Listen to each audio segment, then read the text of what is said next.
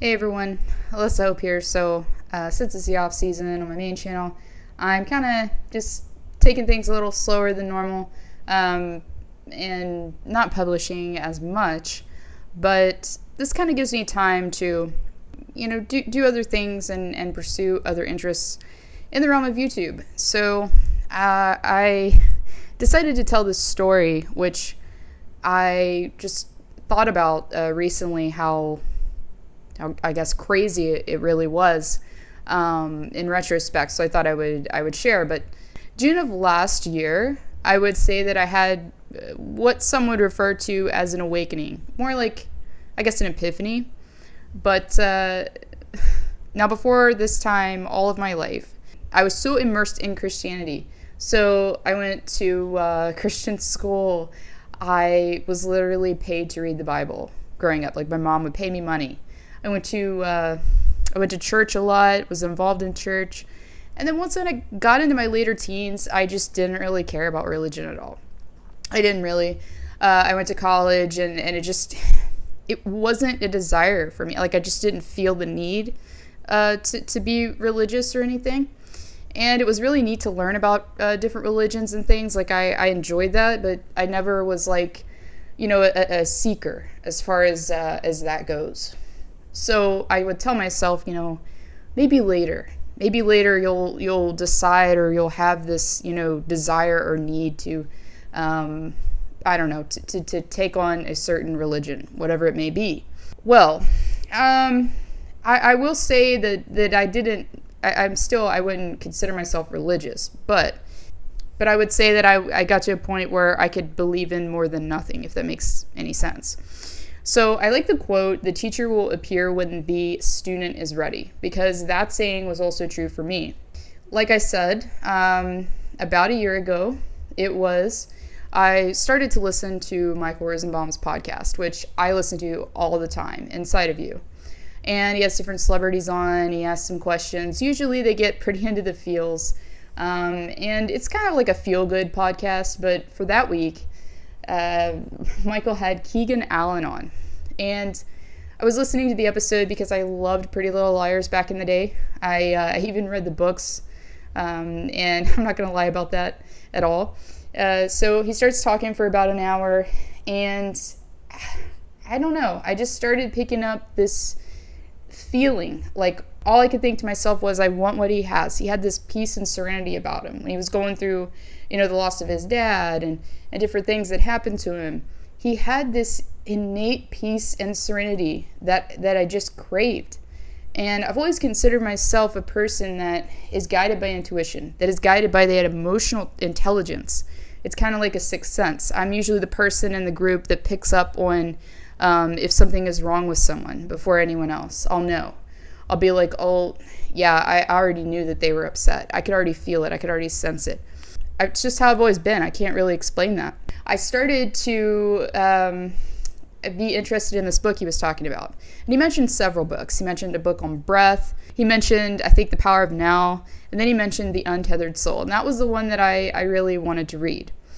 And I had no idea what it was really about. But I kept hearing Keegan say things like, you can be a passenger to your thoughts and feelings, and that, everything is temporary. You're more than what your mind says, and things like that. So I had this curiosity, and I wanted to learn more about these ideas that I hadn't really heard before. So immediately, I downloaded Michael Singer's book on Audible, and I began to listen to it. I fell in love with the book, actually. It's probably one of my favorite books. And it goes into like mindfulness at first, but presenting the idea that you're not your mind at all. Human will have about 60,000 thoughts per day. So usually it's this continuous loop, and it's just the same type of things usually that occur due to your past experiences and your past beliefs, things that have happened to you to make you feel that way. For me, anyways, I had a car accident at this certain intersection, for instance. And every time that I drive through there, I'm always looking, making sure that car is not going to come through. Why am I doing that? Because of a past experience and something that happened to me. So you build these things over time, right? And these thoughts and these feelings arise due to those past experiences. But the key is that You aren't your mind. You're more than that. So you have the potential to sit behind this internal dialogue and realize and kind of filter through what, they call it your inner roommate in the book. Your inner roommate is telling you all this stuff. And a lot of times it's not true. A lot of times it's very fictitious and it's very unrealistic and it's not usually on point.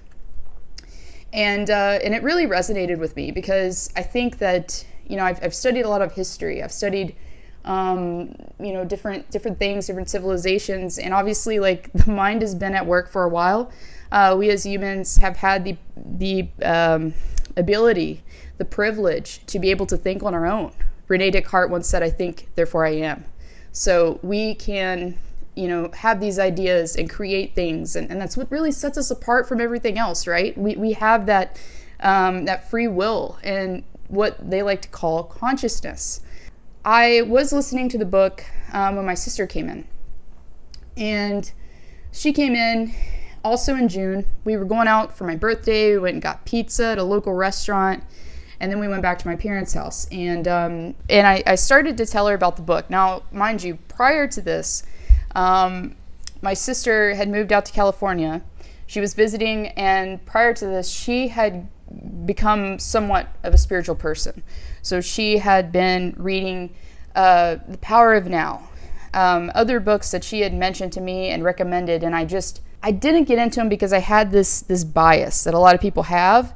That's actually kind of not true for everyone, but that it just goes along with living in California, where people pick up this, want to be spiritual or want to, I guess, believe in somewhat of a new age way of thinking. But that's not, it's just not true. But anyway, so we start talking. I'm telling her about this book. She takes my hand and she leads me into the bedroom where she's staying at my parents' house. She unzips her suitcase and she pulls out this book. It's The Untethered Soul. She's saying, "I'm reading this book too right now." And we both were just in like shock. And what makes it even crazier, and it's not just the book, it's not just that. The only show that we've ever bonded over in our entire lives, really, except for maybe Shameless, kind of, sorta, is Pretty Little Liars. Okay? We're about 10 years apart. We don't have tons of stuff in common, but that was one of the few things that we did, and we used to watch it together, okay? She met Keegan Allen when he was in West Virginia. BFE, WV. Like, I had somebody in from Florida that's in my family, was visiting for a family reunion the other day.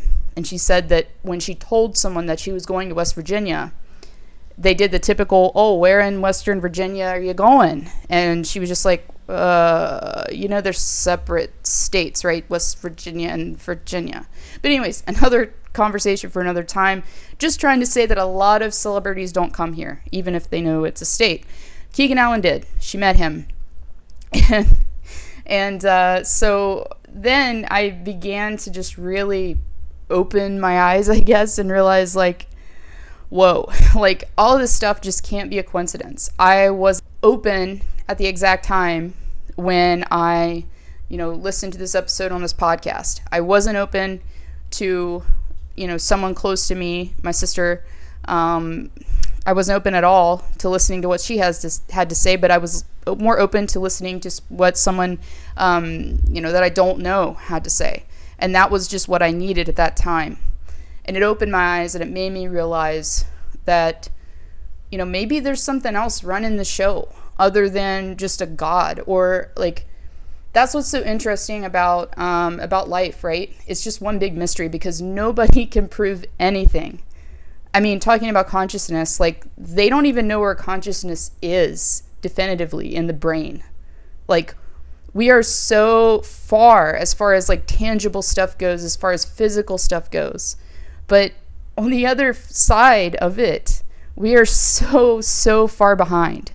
We don't understand, a lot of the stuff that has to do with spirituality, has to do with believing in something more in general. Like, we just, consciousness, I mean, there's no definitive proof where it is, what it is, et cetera, et cetera, et cetera. So it's really cool because in that way it's open to interpretation, but it's also just this big mystery. And maybe we'll eventually figure it out as a species. Maybe we will. I think if you look at, I said I'd studied history in the past, people started out, worshiping easy things as far as like proving them, like the sun. They would worship, the elements, the water, the weather. They would pay tribute when it rained or whatever, just things that were easy to explain. It was just like, oh yeah, there's the sun. Like they didn't exactly know what it was, but they knew where it was, and it was just a thing, right?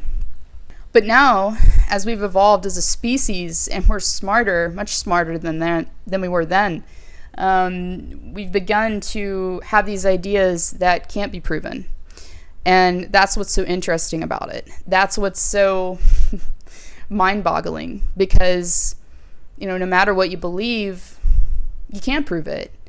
And I think it's just crazy because so many wars have been fought over the basis of religion. So many people have died, but the fact of the matter is nobody's right or wrong. It's just, and that's what's so interesting about it. But yeah, I wouldn't call myself super spiritual. I wouldn't call myself super religious at all. But after that, I began to really open my eyes. And I up to that point, all of my life, I would say that I believed in Christianity like when I was younger, but once I started to get in my later teens, it was kind of like, this just isn't for me. It's just not translating anymore. And for the longest time, I was Jack Shepherd from Lost for so many reasons. I resonated with that character so much because, one, well, I want to fix everyone. I'm a natural fixer. And two, because he never would believe unless he could see it in front of his eyes.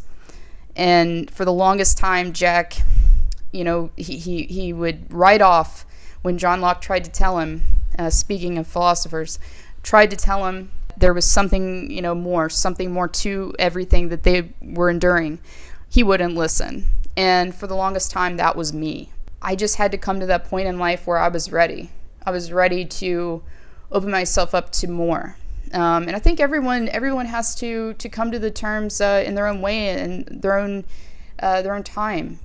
I don't think that it's one size fits all. I don't think that that's the case. At all, really. But yeah, before this, I had studied Rene Descartes and B.F. Skinner and John Locke. Speaking of John Locke, and all these philosophers that came before, and I believed. I would say I was closer to believing B.F. Skinner's idea more than anything, that we are a blank slate and we're born with no real baggage and no real stuff, no real personality, that all that is built over time through our experiences. So basically, it's all nurture, right? And I believed that for the longest time, but now I'm not so sure. And that's just a fun mystery. I think that it's definitely a mystery, but it's a fun mystery. But I really hope you guys enjoyed, listening to this. I was wondering, if I would just get on here and talk, would anyone care to listen? And so I guess I'm going to find that out. But this is just a little experiment to see how that goes. And if this was enjoyed, then I will pursue further topics, further content that's similar to this. But thank you for watching, and I'll see you next time.